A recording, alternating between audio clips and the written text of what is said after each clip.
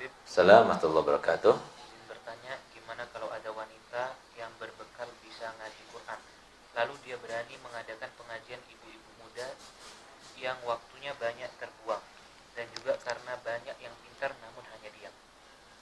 Ya, jadi begini ya. Ilmu itu nggak terbatas ya. Ilmu itu banyak. Tapi di sini ilmu yang sudah kita ketahui walaupun batasannya itu sedikit, itu harus kita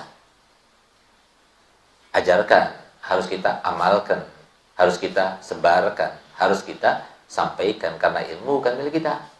Salah sendiri kenapa kok ngambil ilmu gitu loh. Kalau kita ngambil harta, itu hartamu. Kalau kita ngambil jabatan, itu jabatanmu yang Allah berikan kepadamu. Tapi kalau mengambil ilmu, maka ilmu itu bukan milik kita. Apapun yang kita ambil, apapun yang kita gapai, apapun yang kita capai dengan usaha dan upaya, itu milikmu, silahkan. Tapi selain ilmu, ilmu bukan milik kita. Nah, sehingga apa? Sehingga ketika kita itu punya ilmu, kemudian kita tertantang ya untuk mengamalkannya, lalu menyebarkannya dan mengajarkannya. Sebagaimana itu menjadi kewajiban wa'dul amanati ila ahliha, dan hendaknya laksanakan dan sampaikan semua amanat yang Allah berikan kepadamu kepada yang berhak mendapatkannya. Nabi SAW bersabda, al-ilmu dhalatul mu'min fa inna ma wajadtumu fakhudhu. Ilmu itu adalah sesuatu barang yang hilang milik setiap orang mukmin, bukan untuk mukmin tertentu, tidak, milik setiap mukmin. Tahu kan barang hilang? Barang hilang itu seperti kacamata saya ini. Ini kacamata saya mahal. Hilang, milik siapa? Milik saya. Kalau Anda menemukan kacamata saya ini, dikembalikan atau diambil atau digunakan? Kembalikan. Nah, sama. Ilmu itu masalahnya bukan milik saya. Ilmu itu bukan milik seorang ustadz. Ilmu itu bukan milik seorang kiai. Ilmu itu adalah milik semua kaum muslimin. Di mana kamu dapatkan, ambil. Itu hakmu. Nah, jadi seperti itu. Nah, oleh karenanya ketika dalam keadaan seperti ini banyak ibu-ibu ustazah justru dia punya ilmu lebih tapi dia tidak mengajarkan. Kenapa kita tidak mau mengajarkan? Nah, gitu. Selama itu tidak berbenturan dengan kewajiban yang lainnya. Kalau dia berbenturan dengan kewajiban lainnya, misalnya dia sebagai seorang istri berkewajiban untuk melayani suaminya dan belum mendapatkan izin daripada suaminya, ya sudah, niatnya saja cukup Allah sampaikan. Tapi ketika suaminya tidak melarang, ya, dan tidak sampai mengambil haknya suami, ya silahkan, hukumnya wajib itu hukumnya menyampaikan itu. Nah, jadi tidak apa-apa ya, bagus sekali ya. Bagus sekali, itu termasuk menggembirakan Nabi Muhammad SAW dan menggembirakan Allah dengan pasti. Kenapa? Karena semua yang terkait dengan Nabi Muhammad pasti membahagiakan dan menggembirakan Allah SWT. Karena Nabi Muhammad adalah kekasihnya Allah SWT.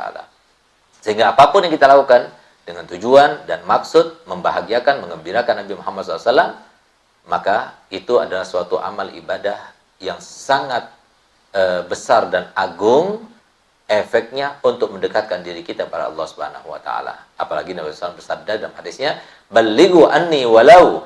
Ayat sampaikan dariku walaupun hanya satu ayat. Saya bisanya cuma mengajar Quran, mengajar tajwid saja, ajarkan tajwid. Saya bisanya cuma mengajar safina saja, ajarkan safina. Saya bisanya cuma ngajar Arba'in Nawawi. Ya udah, ajarkan hadis Arba'in. Jadi apa yang kita bisa kita lakukan. Nah, nggak usah nunggu sampai kita alim dulu baru kita mau ngajar. Kita alim dulu baru kita buka pengajian dan sebagainya. Tidak, buka silahkan. Yang penting jangan sampai dengan adanya pengajian itu, dengan ada kedudukan, dengan ada sebutan orang kepada kita sebagai ustazah, kemudian kita ditanya dengan suatu pertanyaan yang kita tidak tahu, kemudian kita sok tahu. Ah, itu yang dilarang. Jadi harus sesuai dengan porsinya, batasnya di mana. Nah, jadi kalau semua saya ditanya tentang ilmu tafsir, saya tidak menekuni ilmu tafsir. Saya katakan wallahu a'lam. Hari ini saya menjawab SMS dan WA dengan wallahu a'lam itu ada 11 surat gitu. Wallahu a'lam. Nah, karena apa? Saya tidak tahu. Atau saya tidak pasti. Bahkan adik saya sendiri yang bertanya, Habib Ali Baharun bertanya kepada saya di SMS, mungkin ada yang bertanya kepada beliau. Saya katakan wallahu a'lam. Nah, saya tidak akan malu untuk mengatakan wallahu a'lam. Karena apa? Karena memang sifatnya manusia itu tidak bisa meliputi semua ilmu gitu.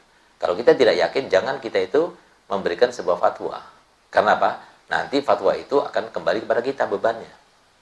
Nah, oleh karena itu, maka hendaknya silahkan mengajar, silakan buka pengajian tanpa mengurangi keunggulan, kemuliaan, kehormatan daripada para pembimbing-pembimbing agama yang lainnya. Kalau bisa, dengan dia itu meminta izin kepada yang lainnya untuk membuka dan sebagainya, dan jangan sampai melewati batas kemampuannya. Itu saja saran dari saya.